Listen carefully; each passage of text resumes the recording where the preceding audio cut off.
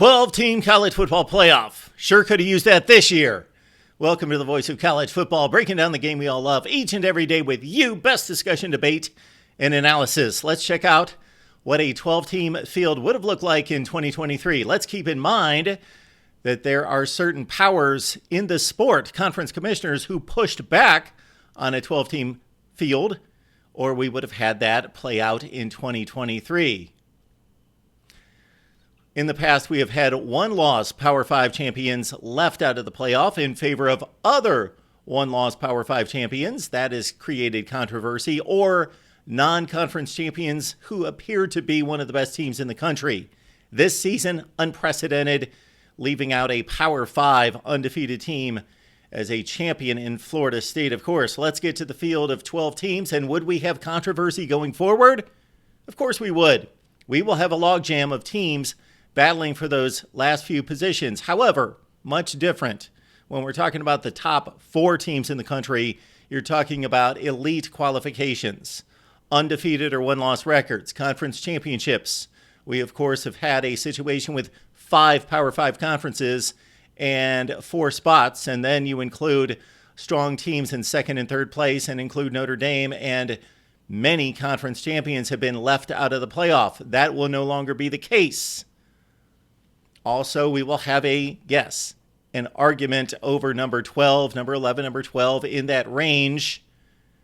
But those teams really don't have a complaint. Win the games and you get in. 10-2 generally will assure a team of a playoff spot out of the Power 5. Let's get to it and look at these conference champions. They are Michigan, Washington, Texas, and Alabama, as chosen by this year's College Football Playoff Committee.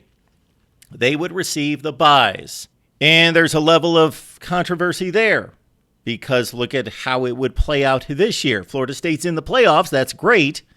But as a conference champion with 0 losses, they would have to play a first-round game. Let's look at those first-round matchups.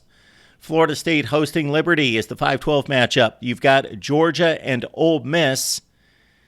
And we will get 2 rematches in just a second. Ohio State and Penn State, speaking of rematches, the 7-10 game would be played in Columbus. Oregon hosts Mizzou as the 8-9 matchup. So I'm not crazy about the rematches. Consider that few of the best teams in college football play at all during the regular season and the postseason. And to match up teams from the same conference typically is how it would be to play in a playoff. Let's try to avoid that. I think that there should be some kind of stipulation because we've got 2 rematches for 2023, Ole Miss, Georgia, and Ohio State and Penn State. That could be avoided. How about this? Just flip-flop the 6 and 7 seeds. Let it be known that Georgia's number 6 and Ohio State's number 7. That the committee is not saying that Ohio State's 6 and Georgia's 7.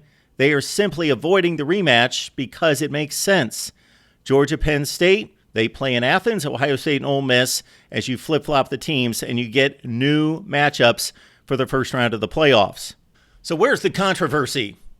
Well, your final 3 Power 5 seeds, 9, 10, and 11, are all 10-2 teams. We've got a 10-2 team in Oklahoma left out of the playoffs. Do they have an argument?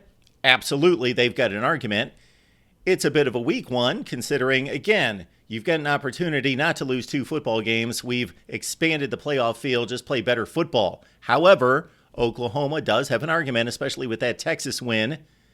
And who knows, strength of schedule and all the other metrics. We are going to have these situations going forward. Oklahoma 10-2. They're the only argument in terms of a record. However, let's keep in mind, Louisville 10-2 before losing the ACC championship game. Iowa 10-2 before losing the Big Ten championship game. I've gone through the last 10 to 15 college football seasons and placed those particular seasons into the 12-team model. I will look for those videos, place those in the comments section below.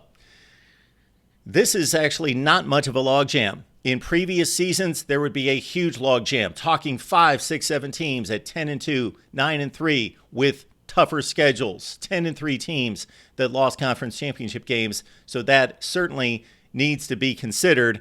The committee's power going forward, right now it's just simply selecting the 4 teams. That's all the power right there.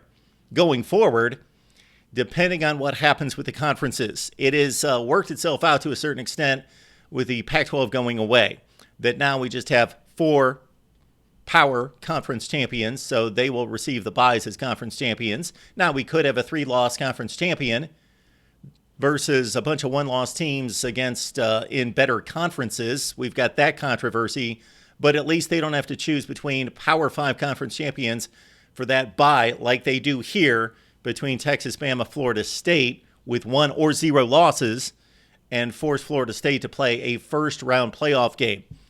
So they've have some heat taken off there with the demise of the Pac-12.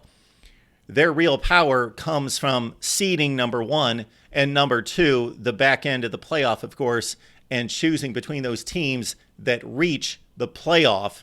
And if things change in terms of power structure in college football, and we constantly have realignment, expect another round of realignment here in the next few years, certainly there will be more that the College Football Playoff Committee has to choose in regards to those byes. So if chalk prevails, this is our second round look. Michigan takes on Oregon. Neutral site game here in the second round. We've got Washington, Ohio State, Texas, Georgia, Bama, Florida State. I got to say, I like it. It all works out fairly well. Now, Florida State, I don't like them having to play the extra game because they're undefeated. However, they are in the playoff, and they get a pretty light touch with Liberty. Most group of 5 entries in previous seasons would have been much better football teams: Cincinnati, UCF, Houston, and others. And then, of course, I don't like the rematches. So I would hope that the powers that be that are putting this all together have looked at that, run the seasons as I have back 10 or 15 years to see some of the issues that arise.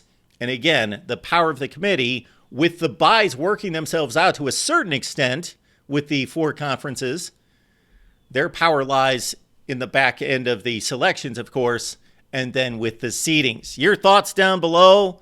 How do you like this 12-team playoff going forward? Right here at the Voice of College Football.